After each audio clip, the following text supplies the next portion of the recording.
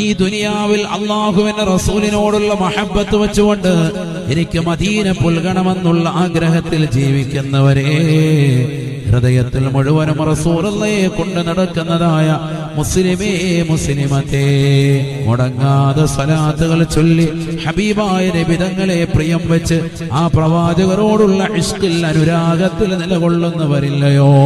പാതിരാത്രി സമയങ്ങളിൽ ലോകം മുഴുവനും ഉറങ്ങുന്ന സമയത്ത് 2 റക്അത്ത് തഹജ്ജുദ് നമസ്കരിച്ചിട്ട് ഇതെന്റെ ഹബീബിന്റെ സുന്നത്താണെന്ന് കരുതി നമസ്കരിക്കാൻ വേണ്ടി ഒന്നുകൊടുത്തുകൊണ്ട് വീടിന്റെ അകത്തലങ്ങൾ നിലകൊള്ളുന്ന സഹോദരിമാരെ, നിങ്ങളുടെ ഹൃദയത്തിൽ ഈമാനുണ്ട്, റസൂലുള്ളാഹിയോടുള്ള അനുരാഗമുണ്ട്.